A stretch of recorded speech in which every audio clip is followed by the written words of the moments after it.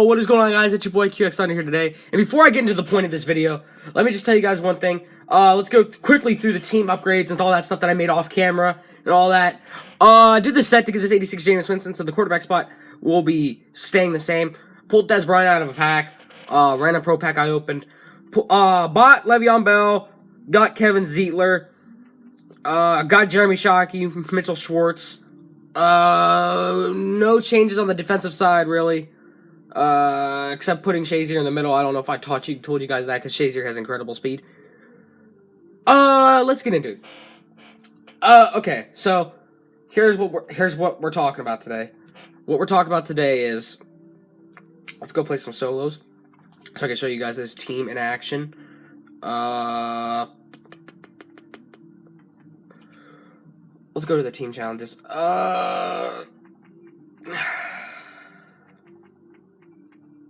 So, whatever. Let's get into it, guys.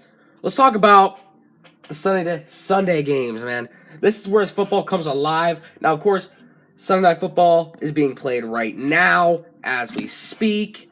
Oops, almost messed up the camera a little bit. Sunday Night Football is being played right now as we speak. Broncos, Raiders. I'm going to tell you guys straight up, I have Raiders in that one. Just simply because because they're at Oakland, and Simeon has not played in front of a crowd like Oakland before. So I'm going with Oakland. But let's talk about, I'm not going to bring in all the games. Let's just talk about the interesting ones, and the ones that I think, were kind of weird in a way, like the favorite got blown out or something. Let's get into it. New England did not play. I have a bye week, so that was a stress-free weekend for me. Next week, New England has Seattle at New England. It's a Super Bowl rematch that we've been waiting for a very long time. Okay, so hey, Pittsburgh fans, remember when you guys said you were the best in the AFC? Not anymore. Oh man, poor Pittsburgh, man. Oh man, 3 straight losses for the Pittsburgh Steelers. It just has. I can't imagine it, man. Pittsburgh is getting blown out by Baltimore all the way to the fourth quarter, and then all of a sudden, Big Ben comes alive just a little bit. I think if his receivers didn't get open, I think Ben's receivers were open the whole game. They ran a lot. All right, here's the flaws in Pittsburgh game plan. They ran too much. They were almost predictable. Like on 3rd and long, 3rd and 9, right? You have to pass it. Like, don't try to catch them off guard with a run, because it's 9 yards. I mean, I know you have one of the best running backs in the league in Le'Veon Bell, but still, you have to pass on 3rd and long like that. And especially when you're down like 21-0 in the fourth quarter. Like, come on now. But anyways, man, I think Big Ben is going to head to the decline list. I really do think he is. Because I think Mike Tomlin was trying to keep it on the ground with Bell a lot. Just simply because looking at what Big Ben has done in recent weeks, all right, he's done nothing. Big Ben's stat line in recent weeks has been terrible. I'm surprised. I don't know if he threw an interception or not. I didn't pay attention to the game. But, oh man, it was just ugly. It was just an ugly look all day for them. All right, so let's jump into another game, shall we? This was my upset of the week. Of course, I was on Pigskin Pick'em, picking my games. I had this being my upset of the week. I had the Colts taking out the Packers. That's right, I told you guys. I didn't tell you guys anything. But I knew that there was just something aroma about this game. I mean, of course, Green Bay was at home. They're like, what, 27-1 at home in the past, like, 3 years or something like that. Something crazy. But I don't know. Andrew Luck, he returned to his rookie form. He was just slinging it everywhere.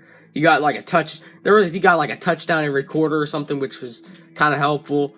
Green Bay started to come alive in the fourth quarter, but just like Pittsburgh, coming alive in the fourth quarter is not good enough. What else do I want to talk about? Well, what other game's interesting? Well, we knew Dallas was gonna beat Cleveland into the ground. I don't know. Well, the Carolina Actually, Carolina, I don't know who they played, but I know they won 13-10. It looks to me like Carolina and Cam Newton are trying to rebound their season. If you're asking me, it looks like they're trying to rebound their season. They could still make the playoffs. I don't know about so much has come to winning their division when it comes to having Atlanta in the division. Yeah, they can obviously make the wild card because let's face it, the NFC not stacked, not stacked at all. The Packers used to rule the NFC, but now there's nothing else. The NFC has nothing else has nothing riding for them except for Dallas at this point. So, yeah, man. If you're asking me who's winning the NFC, I'm still going to say the Dallas Cowboys. I said them from the beginning, even when they lost in week 1. I haven't changed my mind. I told you guys that Dallas was going to win the division. Doesn't mean that Philadelphia or somebody can come from behind and win the division. But, man. Oh, that reminds me of a game that I could talk about. That's not going in the end zone, is it? Yeah, it is. Let's quickly talk about Minnesota and Detroit for a second. First of all, Minnesota, what are you doing? What are you doing? Minnesota is another team where they think they can rely all on their run game just because they had 3 different running backs in their arsenal. But, oh, nice move. They had like 3 different running backs in their arsenal, but now AP's hurt. They think they can rely on this young Jared McKinnon and Matt Asiata guy. Not really. I mean, they were almost as predictable as Pittsburgh all day long.